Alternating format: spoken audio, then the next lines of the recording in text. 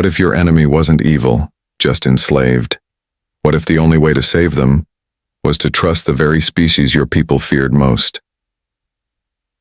This is the story of a father who lost everything and chose to fight for hope, not revenge. A moment when silence could have ended everything, but a single voice lit the way. If you are new here, then please subscribe this channel and show thumbs up by liking the video. Now let's move to this wonderful story. The news had spread faster than anyone in the Federation could have expected. Grainy footage of ships breaking apart in deep space was broadcast on every screen on every world. Humans, once seen as the newcomers to the galaxy, had destroyed the Devourer fleet with a weapon no one had ever seen before.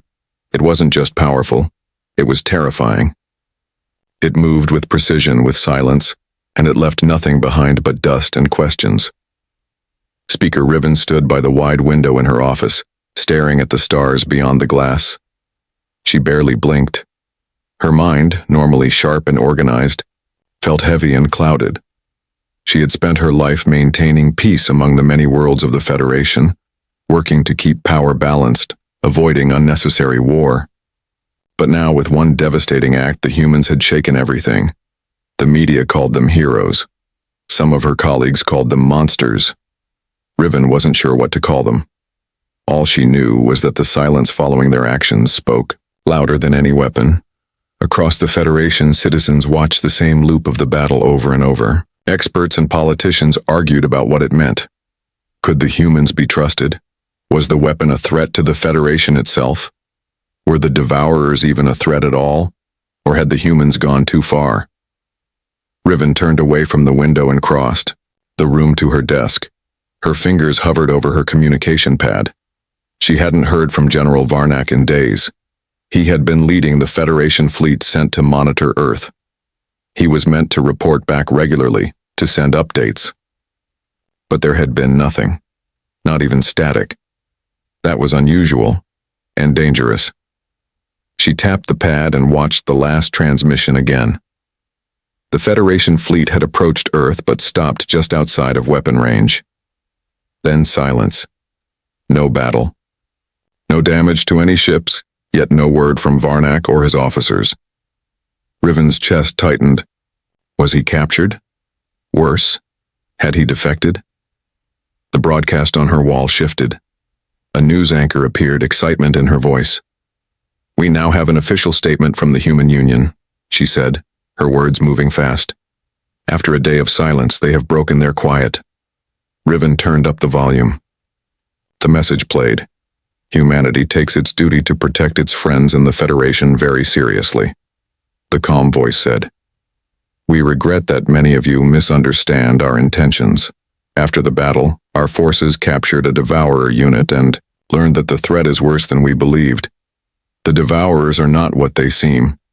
They are being controlled by a powerful artificial intelligence." Riven blinked. Artificial intelligence? That wasn't possible. Or at least that's what they had believed. The Devourers had always been strange, but there were never any signs of machine control. If this was true, then the humans may have acted out of true fear. But what if it was a lie? An excuse to cover up unnecessary destruction? Her pad buzzed. A new transmission. Military frequency. She tapped it quickly. A flickering image appeared. It was General Varnak. "Where have you been?" Riven asked sharply, standing from her chair. "You've missed every check-in. You've left us blind." The general's face looked tired. "I was on the human flagship," he said. "They let me sit in on the interrogation of the Devourer prisoner." "You did what?" Riven snapped. "That was reckless. They could have held you hostage." "With respect, Speaker, the humans are not our enemies unless we make them one.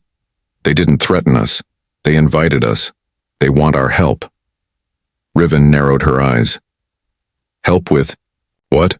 "They want to free the Devourers," Varnak said. "From the AI. They're planning a rescue mission, but they can't do it alone. They've asked for our stealth ships." Riven's mouth went dry. "They know about our classified ships, so they're spying on us." "They probably spy on everyone," Varnak said, his voice calm. "That doesn't mean they're wrong. They saved my crew's lives. I won't forget that." She took a deep breath, trying to remain calm. Even if they are telling the truth, they are dangerous. What if they use this as a way to take control? Then we keep watch.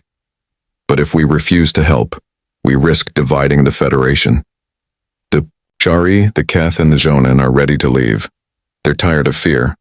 They believe in the humans' cause. If we push too hard, we lose them. Riven sat down. Her fingers trembled slightly as they rested on the armrest. She had always believed in peace, but this was more than politics.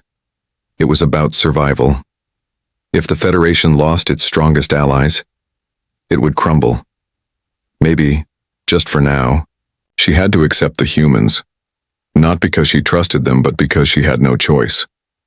Very well, she said finally. Tell them they'll have the ships, but if they turn on us, they're on their own. The screen went dark. Riven was alone again, the stars still glowing outside her window. The silence returned, but now it felt heavier, more dangerous. Truth had begun to surface. But whether it brought peace or more war, no one could say yet. Talam's hands were raw from work. The rough iron cart groaned as he and his daughter pushed it forward through the dim tunnel. They had been mining for hours, and the air inside the tunnels was thick with dust and silence. Every sound echoed. The grind of the wheels, the clang of metal tools, and the quiet sighs of tired workers. The ice-covered planet outside was lifeless and cold, but inside the tunnels, it was hot and suffocating. Their suits trapped heat. Their skin burned, and there was no rest. Talam glanced at Kara. She was only 16, too young for a life like this, but they had no choice. The machines ruled everything now. The AI kept strict control over the planet. Everyone worked. Everyone was watched. Cameras blinked in every corner, and drones patrolled without rest. Talam hated them, their red lights, their silent movements, their soulless orders. He hated that his daughter had to live under them. But more than anything, he hated that he couldn't protect her from this world. Suddenly the ground shook. It was small at first, just a slight tremble under their feet. But it grew stronger in seconds. The tunnel lights flickered. A loud rumble echoed from deeper inside the mine, and then came the sound of breaking rock. Talam looked up just in time to see a piece of ceiling crack and fall behind them. His heart jumped. "Earthquake!" someone shouted. Panic broke out. Workers screamed. Some ran, some fell. Talam grabbed Kara's arm. "We have to get out now." She nodded, but then a voice echoed down the tunnel, a girl's voice crying for help. Kara's eyes widened. "That's Rena," she said. "She's trapped down there." "No, Kara. We can't go back." "The tunnel's going to collapse." Kara stepped away from him. "I have to try, please." Before he could stop her, she ran toward the voice. Talam shouted her name, but it was lost in the chaos. The shaking grew worse. Rock fell from the ceiling, like deadly rain. He tried to follow her, but the ground cracked beneath him and he stumbled. His head hit the edge of the ore cart, and everything went black. When Talam opened his eyes again, he was no longer in the mine. Bright light stung his eyes, and the ceiling above him was smooth and white. The air smelled clean. A soft hum filled the space. He blinked, trying to sit up. A pale-skinned man stood beside him, watching carefully. "Are you awake?" The man asked gently. "You've been out for hours." Where am I?" Talam asked, his voice dry. "You're safe. We pulled you out before the mine collapsed. My name is Jorik. You're on our ship now." Talam looked around. He was in a small room, lying on a soft surface. No guards, no red lights, no drones. But then the memory hit him like a wave. "Kara, my daughter. Where is she?" Jorik's face changed. He lowered his eyes. "I'm sorry. She didn't make it." The words sank deep like a blade to the chest. Talam's breath caught. His heart ached. He turned away, burying his face in his hands. It was all too much. The silence of the room seemed cruel. "I know that pain," Jorik said quietly. "I lost my brother during an escape mission last year. The machines shot him as we tried to board the ship." Talum didn't answer. He couldn't. The grief held him in its grip.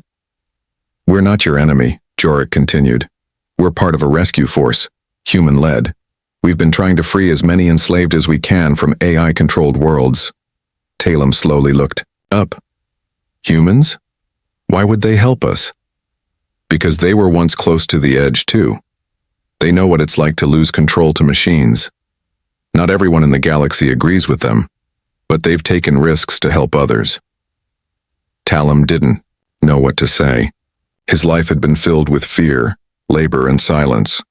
Hope had been lost long ago, but now he was on a ship with strangers who had saved his life. Jorik stepped closer. "We need your help. The next mission is risky.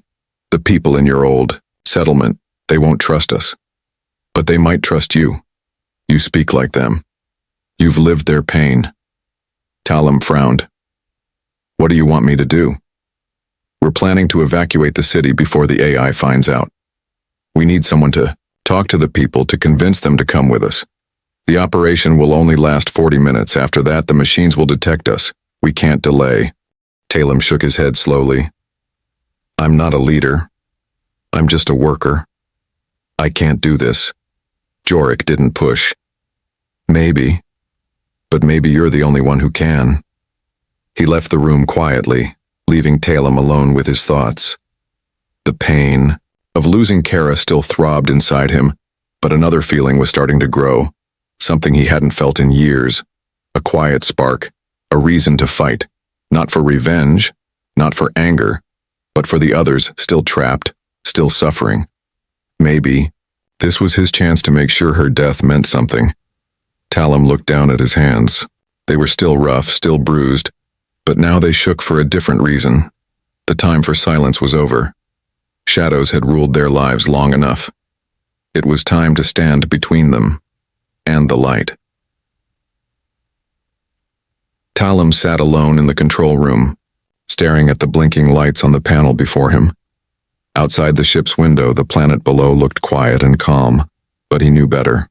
Beneath those clouds were thousands of people just like him, trapped, watched, and controlled by machines that felt nothing. He rubbed his hands together nervously. In just a few hours, he would be on the surface again, trying to convince those people to follow him into the unknown. He didn't know if they would listen.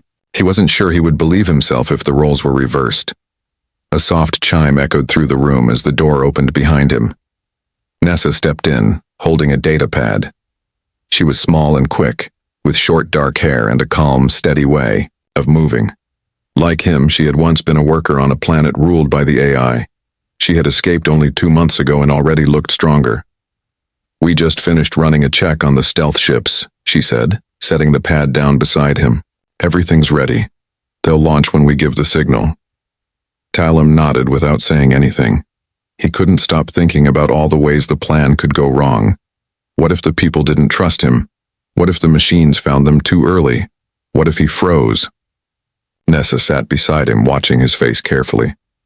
"You're afraid," she said gently. "So am I." He looked at her in surprise. "This isn't easy," she continued. "When I escaped my planet, I left behind my brother. I still don't know if he's alive. I know what it's like to feel helpless, but you're not helpless anymore." Talum lowered his eyes. "I'm not a hero. I worked the mines. I followed orders. I did nothing for years, and now you're about to do something," Nessa said. "That's what matters." A voice crackled through the speaker on the wall. "All crew to briefing room. Mission details in 5 minutes." They stood and walked down the quiet hall together. The ship's lights flickered slightly with each step. When they entered the room, several people were already seated. At the front stood Commander Dalen, a human officer with sharp eyes and a confident posture. He motioned for silence. "We don't have much time," he began. "The target settlement is located here." He pointed to a glowing map on the screen. 12 main districts, most of the population still planet-side. The AI won't expect us, but if we're late by even a few minutes, it will send drones to wipe out the people before we reach them. Talum felt a chill crawl down his spine. The machines didn't take prisoners. They didn't allow escape. They would rather destroy everything than lose control. Our fighters will draw the AI's attention in orbit, Dalen continued. That will give our stealth ships a short window to land. Talem will go in first. He'll speak to the people. Get them moving. We can't use force. If they panic, it's over. General Corrin, a Federation officer sitting in the back, raised his voice. You're trusting a miner with this operation? One man? He's not just a miner, Dalen said calmly. He's someone they'll believe, the general grumbled, but said no more. After the briefing, Talem found himself staring out at the docking bay. Ships stood ready, silent and dark. He could feel his heart pounding harder than ever. Part of him wanted to run, to find a quiet place and disappear. He had already lost Kara. He didn't want to lose anyone else. Jorik joined him. You're scared, that's normal, but you've already made the choice. What if I fail? Talem asked. Jorik looked him in the eye. Then at least you tried, and that means more than you know. The mission began at dawn. The ship descended through the clouds, its engines quiet, invisible to the sensors below. Talem sat in the back, helmet on, heart racing. He carried no weapon, only his voice. The ship touched down inside an abandoned factory. Talem stepped out into the broken streets of the settlement. Crumbling walls, empty windows, and rusted signs surrounded him, but there were eyes watching from the shadows. He could feel them. He walked forward slowly, lifting his visor. My name is Talem, he called out. I'm one of you. I came from the mines. I lived under the AI just like you. I know your pain. A few figures stepped out of the buildings, then more. They were silent, suspicious, but they didn't run. The machines will come soon, he continued. But we can leave. There are ships waiting. Safe ones. They want to help us. Why should we trust you? Someone called. Because I lost my daughter down there, Talem said, his voice cracking. I won't lose anyone else, not if I can help it. There was a long pause. Then slowly people began to move. Families gathered. Old workers nodded. Children were carried. Talem led them back toward the ship, his heart full of fear, but also something else. Hope. They still had to survive the next 20 minutes. But, for the first time in years, Talem believed they might. Talem stood at the edge of the landing site, dust clinging to his boots as the first group of evacuees climbed aboard the waiting ship. The air was tense, filled with the sound of hurried footsteps and low voices. Overhead, the sky was beginning to glow a faint blue as the sun edged closer to the horizon. In the distance, sirens howled, a cold, mechanical wail that signaled the machines had discovered something was wrong. Time was running out. The people moved quickly now. Whole families holding hands, elderly workers being helped by younger ones, children clinging to bags of whatever they could carry. Talem directed them as best he could, shouting when needed, calming those who panicked. Every minute mattered. They had 20 minutes left, maybe less. He caught sight of a young boy standing alone near a broken wall. The boy couldn't have been more than 6 or 7, his wide eyes full of fear. Talem jogged over, kneeling down. Where's your family? The boy shook his head. I don't know, I was with my sister. Then people started running. Talem reached out his hand. Come with me, I'll keep you safe. The boy hesitated, then nodded and took his hand. Together they moved toward the ship. The boy didn't say much, just clutched Talem's arm, tightly, his steps small but determined. Talem felt a weight in his chest. He couldn't help but see Kara in the boy's eyes. More ships landed one after another, blending into the haze of dust and smoke. Federation and human crews worked side by side, guiding people, scanning for threats. For once, no one cared about species or history. All that mattered was getting everyone out alive. In orbit, human fighters kept the AI's drones busy. But, even through the interference, Talem could hear the warning reports over the comms. The machines were adapting. They were starting to move toward the city. Jorik's voice came through his earpiece. Talem, extraction is almost over. We need you back on the last ship. Now. Talem looked around. The last group was boarding. A few stragglers rushed forward from nearby alleys. He waved them in, making sure no one was left behind. Then he climbed the ramp of the final transport, still holding the boy's hand. As the ship lifted off, he looked down at the settlement. His old world. It looked empty now, broken and silent, but it had once been his life, his daughter's life. A piece of his heart would always be buried there. He sat beside the boy who had fallen asleep, leaning on his shoulder.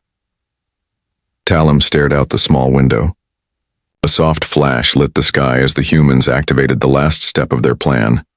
Instead of a real bombing, they used special technology to fake the city's destruction. To the AI, it would look like the entire settlement had been turned to ashes, a false ending, but one that might protect the truth.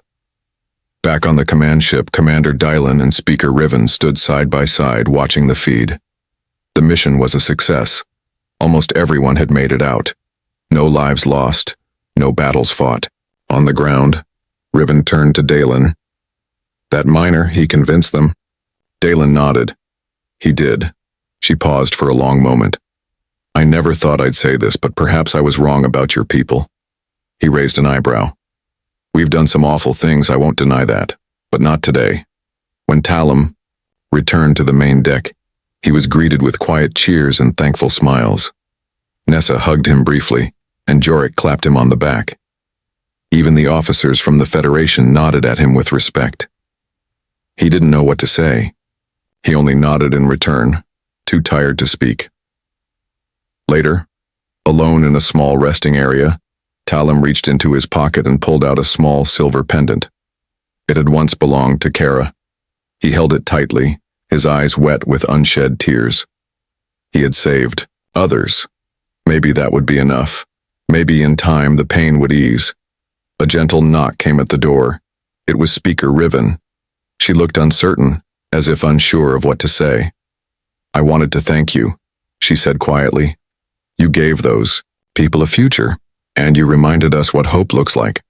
Talum looked up at her. I didn't do it alone, the humans helped, and the Federation gave us the chance. She nodded. Still, it was your voice they followed. There was a pause. Then she added, I've spent so long fearing what might go wrong I forgot what can go right. Maybe it's time we stop fighting shadows. When she left, Talum sat in silence for a while. The stars outside sparkled against the dark sky. The boy he had rescued was asleep nearby, wrapped in a soft blanket. Talum stood and placed the pendant carefully in a small drawer by the wall. Then he whispered to himself, This isn't the end. It's a new beginning. The engines of the ship hummed gently and the crew worked quietly, readying for their next journey. Somewhere out there, more people needed help. And now Talum was ready to help them. The dawn after fire had come, not with destruction, but with hope.